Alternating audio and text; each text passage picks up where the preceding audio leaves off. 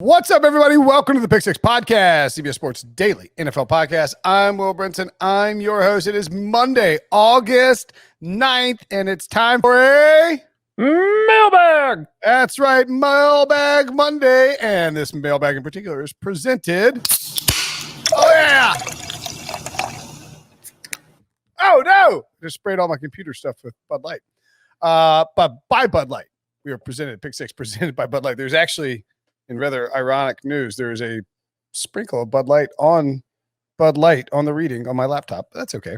Bud Light makes laptops work well.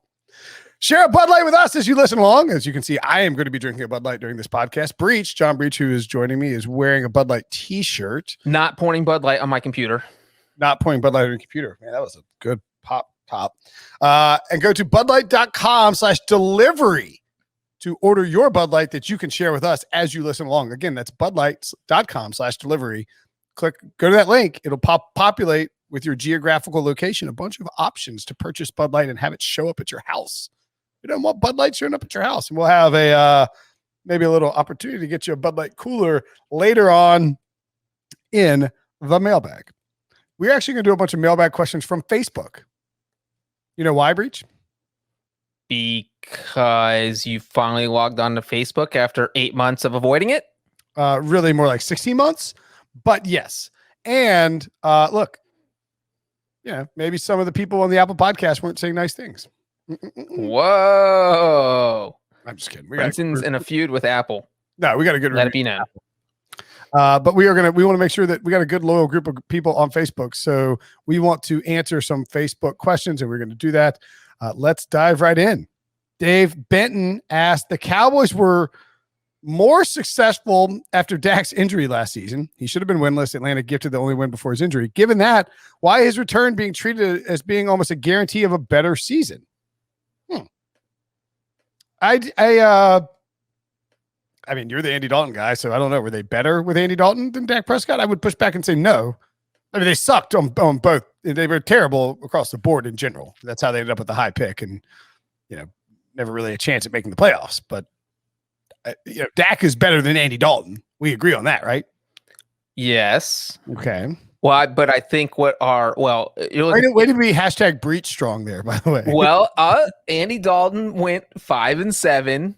Dak Prescott went 1-3. If Dak Prescott would have just gone 2-2, the Cowboys would have gone to the playoffs. You get 500. You know what, though? We've actually talked about this, though, before, that it does not make any sense that, especially from betting perspective, that the Cowboys are the favorite in the division. I know sometimes the money gets juiced in their favor because so many people bet on them and they're such a big draw. But you look at the 4 games where Dak played last season, they went 1-3. As our friend Dave mentioned, they barely won the Falcons game. They shouldn't have won it. The only reason they won is because they were playing the Falcons, who have perfected the art of blowing impossible leads.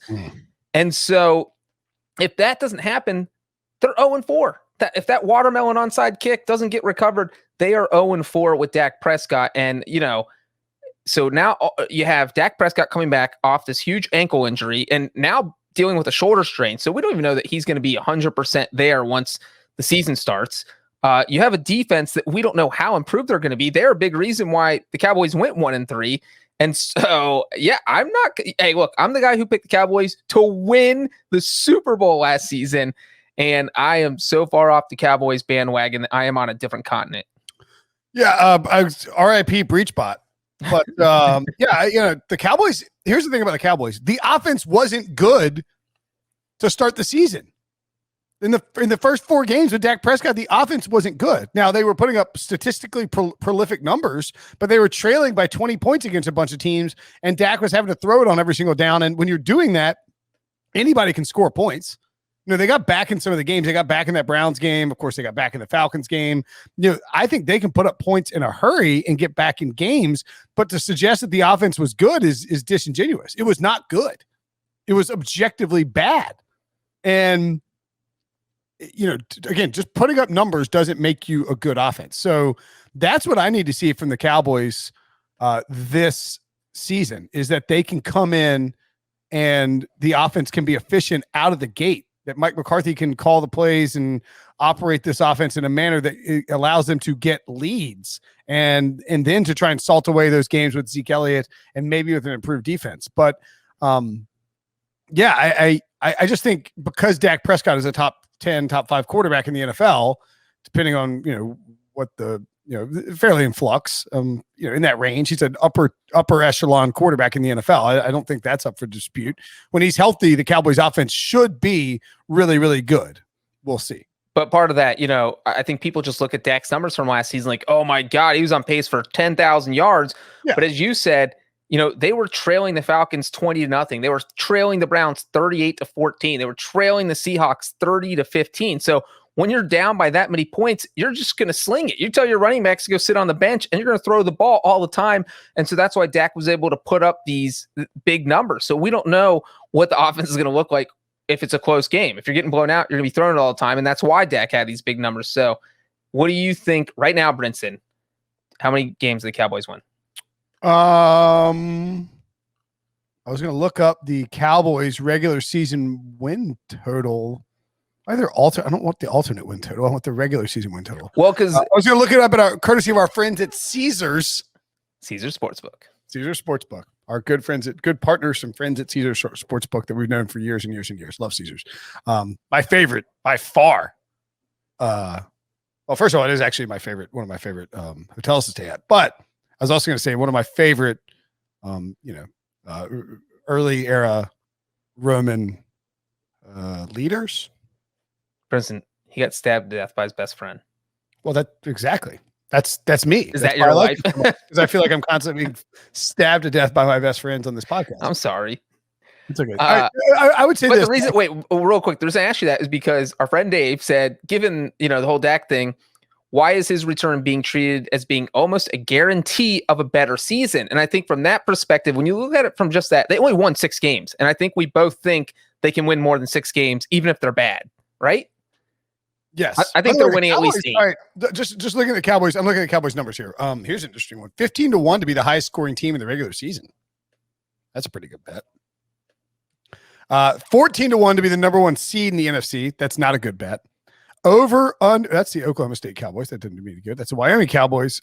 Okay. I don't have a Cowboys win total on here for some reason, but they are plus 115 to win the division. That's the problem. I don't get that. Yes, I don't get I'm that not sure they should be that heavily favored to win the division. I don't know that the Eagles are necessarily good. 5-1. I'm not touching that. The Giants at 425, I think is kind of interesting. And I like Washington plus 260. I think it's entirely possible that Washington's just better than the Cowboys and that the value is flipped because everybody likes to bet on the Cowboys. And the idea of the Cowboys being good is something that just constantly permeates our frontal lobes. Breech has muted himself again by accident. Out of the odds you just named, minus 125 to mute himself in the podcast. What's happening? My computer it's like Skynet over here. It's just doing whatever it wants. Breech bot pushing back against Cowboys. I know Jerry is paid to have my computer hacked because I'm off the Cowboys bandwagon.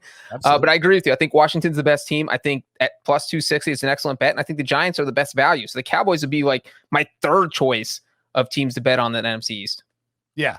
So the Cowboys win total, probably about 9.5 is what you're looking at. And I mean, that's a lot. Under. Yeah, I would take the under for sure there. When you look around the NFL, the Packers are 10.5. The Colts are 9.5, but that's, wow, you can actually bet the under on the Colts at 9.5, but it's minus 185. I don't hate betting that at all. The Chargers 9.5, Rams 10.5. The Dolphins are 9.5, which seems a little bit high. The Vikings 9.5, Pats 9.5, Saints 9. And the reason I'm just running through these teams is the Steelers 8.5, Seahawks 9.5. I mean, I guess the Cowboys are with those teams, but I don't know that I'd trust the Cowboys nearly as much as I trust a lot of those other teams who have had, more consistent success in recent years. I mean, the Cowboys have tons of personnel on offense. I mean, there's sure Dak, Zeke, CeeDee Lamb, Amari, Michael Gallup, that's intriguing. They have good offensive linemen, but until their defense plays well, I just don't know how you can possibly trust them to be really good. Like, who would you rather bet on to win 10 games, the Titans or the Cowboys? The Titans by a mile. A mile. By 5 miles. Right. No. By 5,000 miles. By whatever the mileage distance is between Nashville and Dallas. Yes. Which is actually probably not that far. Like 150 miles or something. No, it's not. It's way further than that. Like 800 miles or something. Well, I'll find out. Would you go over under on the Cowboys at 9.5? Under, way under. Yeah, absolutely under. You got a lot of out to get that under. All right, next question from Tom. Dallas is 650 miles from Nashville. All right, split the baby. Fun fact. Tom de Guzman. What storylines are the Super Friends excited about in this upcoming season of Hard Knocks? Speaking of the Cowboys. It's a Cowboys themed episode. This is where Debo purposely put Cowboys questions there so we would rip on them and he could enjoy the mailbag. Yes. I'm excited I think there's a chance that the Cowboys are a little more boring than we're expecting. I think everybody's expecting fireworks. The thing is, do I say the thing is that much? Somebody complained about it in the public. Yeah. I do? I mean, here's the thing. About Brinson saying, here's the thing. All right, fair enough. It's annoying. I'm blushing a little bit. I'm annoyed. This is a problem with a daily podcast. You have your things. Here's the thing. It's a daily podcast. You're going to hear me say stuff a lot. I just have to get that out of the road. Anywho, the Cowboys are going to be a little more boring than people expect. I anticipate. But there's a good chance you'll have a couple characters pop up. Jerry Jones should be good for a few laughs, few quotables. CeeDee Lamb is going to be awesome. I think he'll be one of the main focuses. But in general, there's a good chance this sort of disappoints and just isn't as good as people hope. I don't know. Like, I think there are some storylines that definitely people want to tune in and see. And like you just said, Jerry Jones is the big one because look, you don't have any clips or anything interesting. Then you just interview Jerry Jones for 30 minutes and let him talk. And he'll say something about a fly having sex in a heat wave with a mosquito, and you'll just kind of raise your eyebrow, and he'll relate it to football, and you'll be wowed, and no one will know what happened, and then they'll move on to the next scene. And I think here's the thing about mosquito sex. Here's the thing about mosquito. Brinson is just a fountain of knowledge. Here's the thing about mosquito fornication. Nobody knows more about mosquito reproduction than Will Brinson. Few humans do. That's true. But I think one thing that is going to be really interesting is Dak Prescott, because that situation has got a lot more interesting. It's not just his ankle injury that he's coming back from. Now he's got this shoulder strain where he hasn't been able to throw the ball in nearly a week now. And by the time we see this first episode on tomorrow, Tuesday, it is going to be about 10 days that he hasn't thrown. So I think that is going to be an interesting angle to watch. And then I think we're all kind of dying to see Mike McCarthy, right? Don't you want to know, like, he's the guy who said, I went to PFF and I know all about analytics now. Don't you want to see, is he still a good coach? And I think that's something you can kind of find out while watching a show like this. Coach? Because he just rode Aaron Rodgers' coattails to a Super Bowl. Is that what you're saying? I think it's entirely possible. That is what happened. Yeah. So I think that he could be someone who is either popular because they're like, oh yeah, he could be a good coach this year, or mocked on Twitter after every episode because people are like, what is this guy doing? How did he get this job? That's a great point. That could absolutely happen where Mike McCarthy is a scapegoat. And if I were Mike McCarthy, I would be concerned about that too, because Jerry Jones will be watching these episodes on maybe not Tuesday night. No, Jerry Jones will definitely be watching on Tuesday night. If they did a reality show about me, my house, and my life, I would watch it because I want to know how it turned out. Maybe because I don't think with Hard Knocks you're really seeing it beforehand. Yeah. Well, I think the team gets to see it to make sure there's no secrets given away, but that's it. Yeah. The team gets to like some say in what happens. But right. All right. Moving. So that's I guess I'm not really that excited for Hard Knocks. I mean, you'll watch it. I bet you watch at least one episode. And then if the first episode's interesting, you'll watch the second episode. And if the second episode's it just keeps going on like that. I love Hard Knocks. It just hasn't delivered recently, but that's mainly because they've been using the Texans and the Falcons. That was very, very kind of you not to say the Bengals. And the Bengals and the Dolphins. Ocho Cinco was fun for a hot minute. Thank you. David Townsend asked, does Tom Brady hang it up if he wins an 8th ring this year? Quick answer. Hell no. If the Bucs win the Super Bowl back-to-back, he's going for 3 in a row. Because he's never gotten 3 in a row. He's never gotten 3 in a row. Let's get to 2 first. I think that Brady has made it pretty clear he wants to play out his contract. He has 2 years left on the contract. He's been saying for at least 10 years he wants to play until he's 45. And that 2 years takes him until he's 45. And you know what? If he wins back-to-back and gets that 8th Super Bowl ring, you know what that does, Brinson? It ties him for the most Super Bowl rings of all time. And you know who else has 8 Super Bowl rings? Bill Belichick. He's got 6 with the Patriots, 2 with the Giants.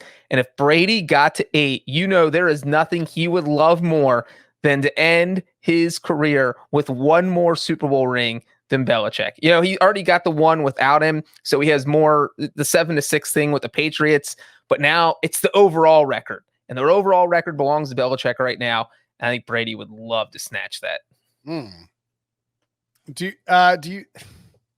So that's how we're gonna call the actual record is 8. I mean, he has 8, but Tua is a defensive coordinator, obviously. Well, right, but nobody else has that. Super Bowl rings are Super Bowl rings. If you're part of an organization that won one, then you have one. Don't get me wrong. Bill Belichick was a huge part. In fact, some people would argue that Bill Parcells wouldn't have a Super Bowl ring if not for Bill Belichick. I mean, they don't win. They don't beat the Bills. They don't stop the Bills' offense. The Bills had the cake on offense. It was unstoppable until Belichick came up with that game plan in Super Bowl 25. Bill Parcells doesn't have a Super Bowl ring without Bill Belichick. That's probably true. Maybe they win one of those, but they don't win. I'm saying like he doesn't have one. You know, people say Belichick doesn't have one without Brady. Well, Bill Parcells doesn't have one without Belichick. If you want, right.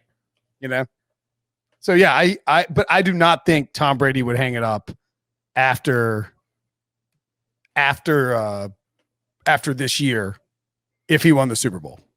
Yeah, and you don't have to say Belichick has the record. I'm just saying that I'm sure Brady knows. You know what I'm saying? Oh yeah, for sure. Brady. That right, exactly. See, that's sort of my point. Carson Wentz played 0 part whatsoever. If you're watching on YouTube, Debo just posted a Super Bowl rings: Belichick 8, Brady 7, Wentz 1, Rivers 0. I mean, Carson Wentz sat on the sideline, and you know that what's the meme thing where the guy has the mask on.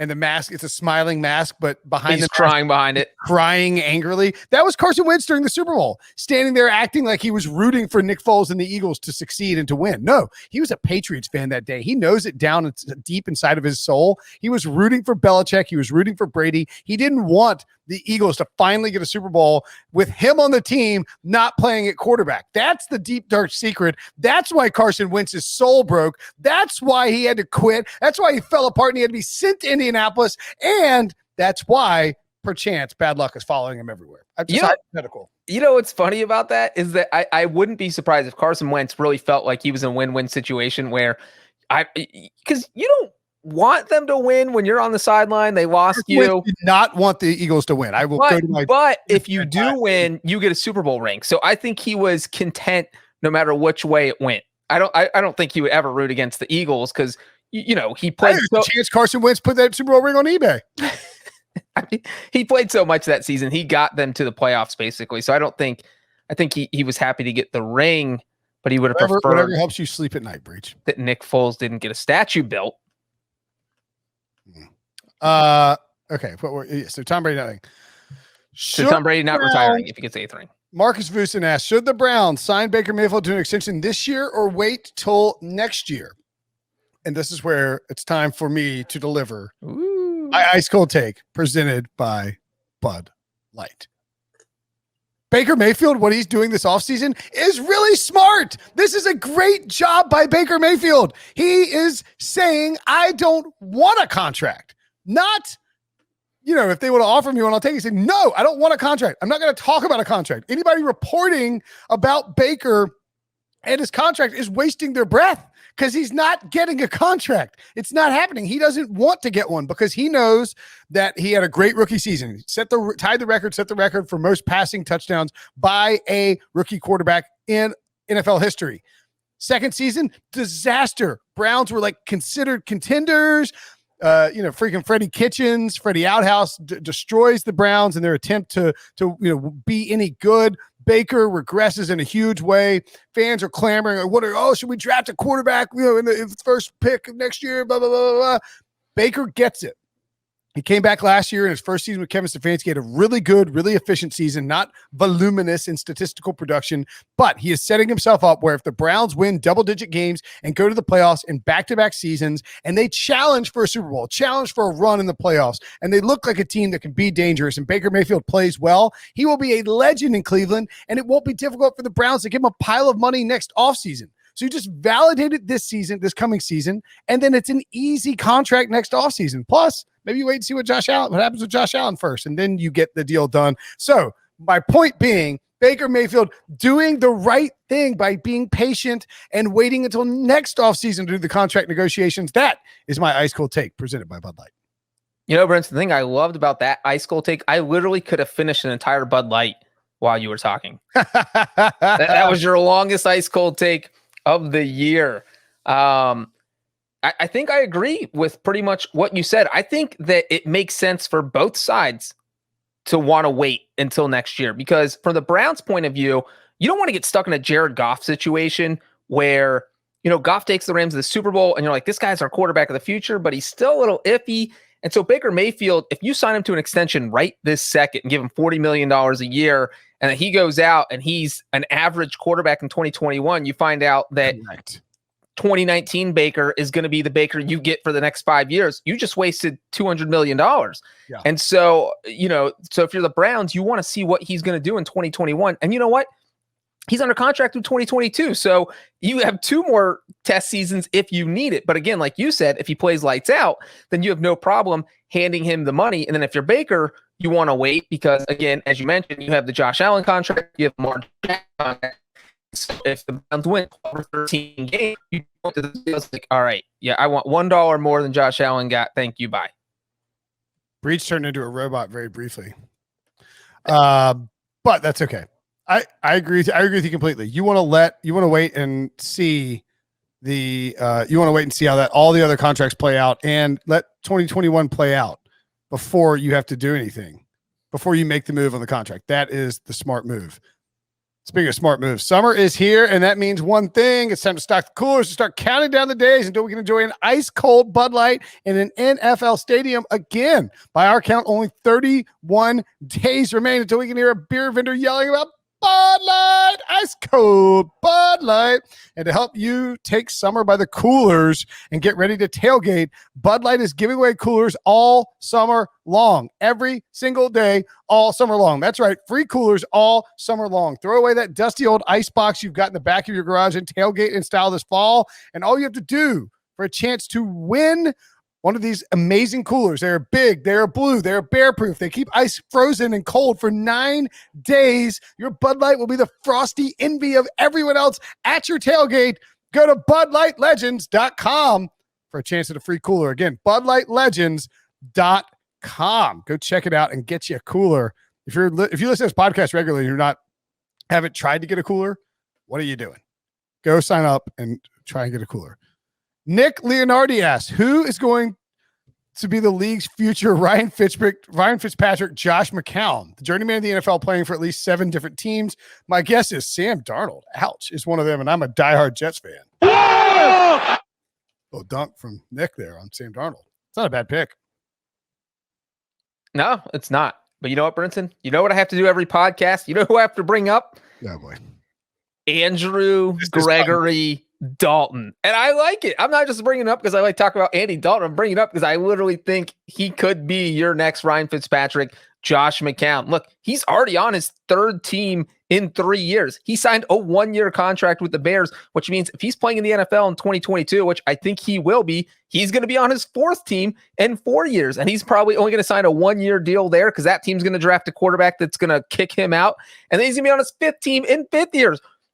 Andy Dalton is going to be the next journeyman, and I don't know if he's going to last as long as Fitzpatrick and McCown, but you know what?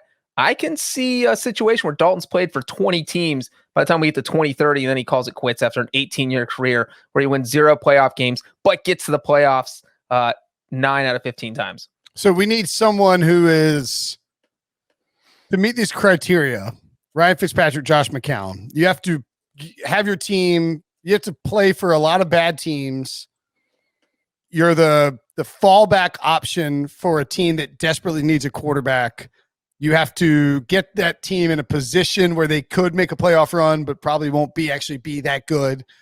And you have to have a little bit of YOLO to your game where you're willing to chunk it around. So, I mean, Andy Dalton makes a lot of sense minus the YOLO part. Although he does do weird stuff on the course sometimes. He'll start YOLOing now that he doesn't. It's just whatever now. Yeah, he might. Teddy Bridgewater kind of fits the bill too, minus the YOLO as well. That would be the one concern with. You know who is the king of YOLO? Jameis Winston. That was going to be one of the ones I suggested. If Jameis doesn't work out in New Orleans, he feels like somebody that you could take a flyer on. Like maybe he'll finally get it going with us. No, yeah, and that's the guy you say, oh, we're gonna sign him as the backup. But if he wins the starting job, he wins the starting job. He'll be exactly like Fitzpatrick, where he plays just 4 phenomenal games where you think he's going to the Hall of Fame, and then that 5th game he throws 6 interceptions. You're like, oh, he's back to being Jameis again. 2 more candidates for this as well. Gardner Minshew. Ooh. And Mitchell Trubisky. Trubisky's an interesting one. What about Jared Goff? Goff was another name I looked at as well. I think Goff could fit the bill for sure. Although the thing about here's the thing. Here's the thing about now you're catching yourself doing it. I know this guy's in my head.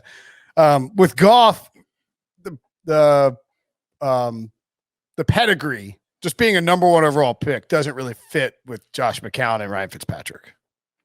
Yeah, I mean, I agree, kind of. Has there ever been a number 1 overall? Jimmy G. Yeah, I can see Jimmy G because he's going to leave, and then he's going to be on his 3rd team probably next year. Because you need somebody who is at every spot that they go to, they are considered a challenger. If they're the backup, they're a challenger for whoever might be the starter that they're coming to work with too. Oh, I found a number 1 overall pick who was a journeyman quarterback. Don't know. Jeff George. Oh, great call. Yes. So Goff can do it. If all he has to do is play he's in Detroit. That's going to be a losing team. Yeah. And I can't imagine he lasts more than 2 years there before Super Bowl though. I mean, Goff is like sneaky close to having a Super Bowl. Like they beat the Pats in that Super Bowl, and it was a 1-score game until late. If they beat the Pats in that Super Bowl, we are on an alternate reality timeline right now. Yes. Jared Goff is still on the Rams. Matthew Stafford is somewhere else. Like that, none of that ever plays out if they win that Super Bowl. Except they didn't score any touchdowns, and they barely got a field goal. Well, that's why they sort of had to blow it up. I'm just saying that. Just saying. That Super Bowl, I think, was where Sean McVay realized, we can't win a Super Bowl with Jared Goff. I agree. Well, at least we that's a pretty solid list. Yeah, I think it's a good list that we came up with. Okay. Moving along to the next question. Greg Wolber, should I have named my dog Benson? I mean. Well, I wish he would have given us his dog's name so we could compare it, but I think the answer here is yes, you should have. Why would you name your dog Benson? Do you really want to have to yell, Benson? That's a fun name. It is kind of a fun name. Maybe I should name my dog Benson. Benson Brinson? That would be funny. I think you should. Okay. Next dog. And your dog's middle name should also be Benson. So it's Brinson. Benson. That sounds terrible. I don't know if dogs have middle names. Maybe I'll name my next. Maybe I'll have another child so I can get this 42 weeks of paternity leave and name it Benson. Robert Benson Brinson. Bob Benson Brinson. That would be pretty funny. Ew. All right. I would love to know this. Tell our questioner to get a hold of us. Tell Greg to let us know his dog's name. Yeah, Greg, let us know your dog. Yeah, because like if the dog's name is Taco, stick with Taco. It's a great name. But if it's Charlie, it should be Benson. Just rename it. It's Benson. Okay. Rename your dog Benson. That's right. All righty. Finally, it's a short mailbag today. If you want to get your mailbag questions answered, you can do so. Apple Podcast, 5-star review, or on our Facebook page, or if you're on YouTube, leave a question in the comments.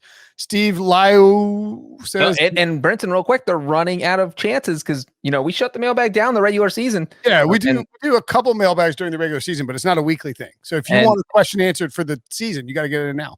Yep, yeah, about a month. I think exactly a month. Today's August 9th. The season starts on September 9th. Correct. Boom. Steve Lyew, Lyew. My brain can't. Lyew. That makes more sense. Steve Lyew. Sorry, Steve. I suck at pronouncing things. And I could be way off too. It says, if y'all win the People's Choice podcast, if we win the People's Choice, can Brinson get PickSix podcast tattooed? So you want me to get, I assume this is going to be one of those around the neck things. It's like PickSix podcast. No, we cannot do that. That would not be what we get tattooed. No, it would be even funnier if you got it we got to call this tattoo parlor. No, you need to get the tattoo on your arm so that you can only see the PickSix part. And then like you roll up your sleeve and it says podcast. Let's call this tattoo parlor real quick. I think we should wait. I think we hold off on that. Because what if the guy's doing a tattoo right now? We don't know if it's a big store. There's a lot of I've read it's timeless tattoo. We'll just call him real quick. Debo, can we call him? Yeah. Did you cover all your legal bases? Are we calling a two-party consent state? Pursue this a little bit since we last chatted, and I did not follow up, but let's just give it a shot. Make it clear, he's cool being recorded. Yeah. All right, we're gonna call timeless tattoo right now.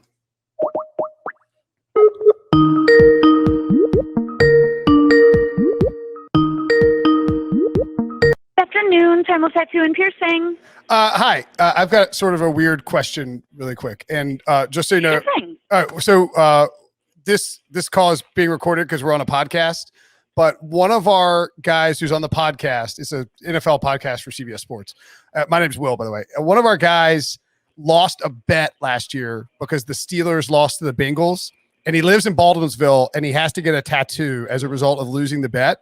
And we were wondering if can we give you guys artwork, or he picked y'all's shop to get it done. Can we give y'all artwork, or do you guys do all the artwork yourselves? Because I checked out the site, and it looked like you guys might be prefer to do the artwork yourself. So we just had a question about that. Yeah, we're like a completely custom shop, but if he's looking for something specific and you guys want to send me a quick picture of it, yeah. I can totally just let you know when we have availability for something like that, unless he's looking for like maybe a symbol or something. But if he's looking for something crazy, like we can still, figure something out. You just send us any images for him, and then we'll just get right back to you and let you know which artist here is going to be best for that piece. And we'll get the ball rolling from there. Okay. Should I see, is it just the email on the website, or what's the best way to do it? Yep. You got it. Just send me a quick email over to timelesstattoo@yahoo.com. Send me some photos. And then even if you want to include in a little brief description where he's looking to place it, and then, any other information we may need, and then I'll just get right back to you. And like I said, we'll just get the ball rolling on it. Okay, cool. That's perfect. Thank you so much. We'll send you something shortly. All right. Thanks. Awesome. Thank you so much. Have a great day. Okay. Well, that went well. Wilson's going to listen to this podcast on Monday and pee his pants because he's getting a tattoo. All right, so we need to get the picture of Finley.